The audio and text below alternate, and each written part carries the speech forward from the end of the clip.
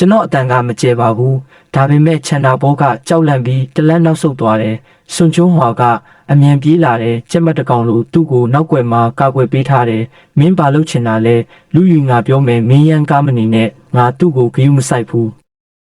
လှည့်ပြီးလေထဲပြန်ဝင်သွားတယ်အဲ့ဒီနောက်ပိုင်းတော့သူတို့နည်းနည်းထိမ့်သိမ်းသွားကြတယ်ဥယျာဉ်ရှင်းတာအဆင်ပြေပါတယ်လကုံတော့ဥယျာဉ်တွေကပစ္စည်းကိရိယာတွေကိုအကုန်ရှင်းထုတ်လိုက်ပြီးပြောင်းရွှေ့ဖို့တရက်အလိုမှာကျွန်တော်ကုန်တင်ကားတစ်စီးငှားခဲ့တယ်ရေစက်ချစနစ်နဲ့အပူချိန်ထိန်းကိရိယာတွေနောက်ပြီးကျွန်တော်ရဲ့ကိုယ်ပိုင်ကိရိယာတွေကိုပါအကုန်တည်သွားခဲ့တယ်မင်းမလို့အကုန်တည်သွားတာလဲဒီပစ္စည်းတွေကဒီမှာပဲထားခဲ့တင်တာမဟုတ်ဘူးလားဒါတွေအားလုံးကကျွန်တော်ပိုင်ဆိုင်မှုတွေပဲဘာလို့မင်းကိုပေးခဲ့ရမှာလဲမင်းတကယ်ကိုအောက်တန်းကျလိုက်တာငါတို့ကဘလို့ဒူးရင်သီးဆက်ဆက်ရတော့မှလဲတော်တော်ရှက်စရာကောင်းအောင်မလုပ်နဲ့တော့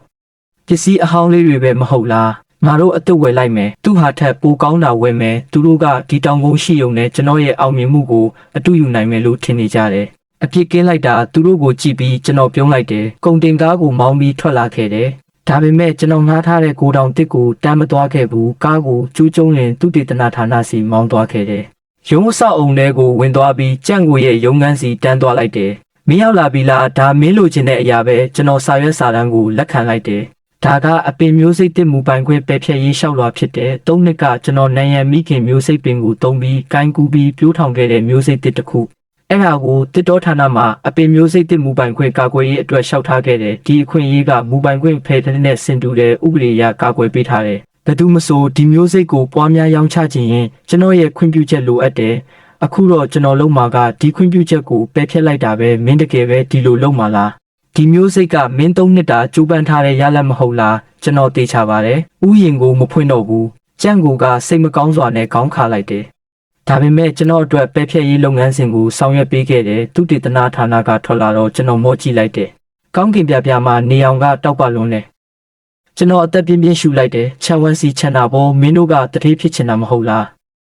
ငါစင်မြင့်ကိုမင်းတို့အတွက်စောက်ပေးထားပြီးအခုမင်းတို့အလှဲ့ပဲဒါပေမဲ့နောက်ဆုံးလုပ်စရာတစ်ခုကြံသေးတယ်ကားကိုမောင်းပြီးဥယျာဉ်စီပြန်လာခဲ့တယ်ညအမှောင်ကိုအခွင့်ကောင်းယူပြီးတဲကအကြီးဆုံးဒူးရင်ပင်၃ပင်ကိုတူးထုတ်လိုက်တယ်အဲ့ဒါကကျွန်တော်နန်ရန်ကနေယူလာခဲ့တဲ့မိခင်မျိုးစိတ်ပင်တွေဥယျာဉ်တစ်ခုလုံးကဒူးရင်ပင်တွေရဲ့ဘိုးဘေးတွေပဲ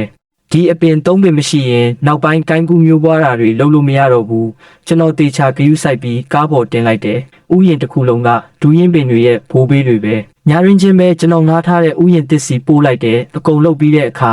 ကောင်းကင်ကမိုးလင်းစပြုတ်နေပြီးအဲ့ဒီတွင်းကြီး၃ခုကိုကြည်ရင်အရာအလုံးအစင်သစ်ဖြစ်သွားပြီးနောက်တစ်နေ့မှာချန်နာဘောတို့မိသားစုဆော့ဆော့ထားကြတယ်ကျွန်တော်လွတ်နေတဲ့လေထဲမှာရက်နေတယ်သူတို့ကမနေ့ကညကတည်းကအလုသမားတွေငှားပြီးဆက်တစ်တွေတက်ဆင်ထားတာ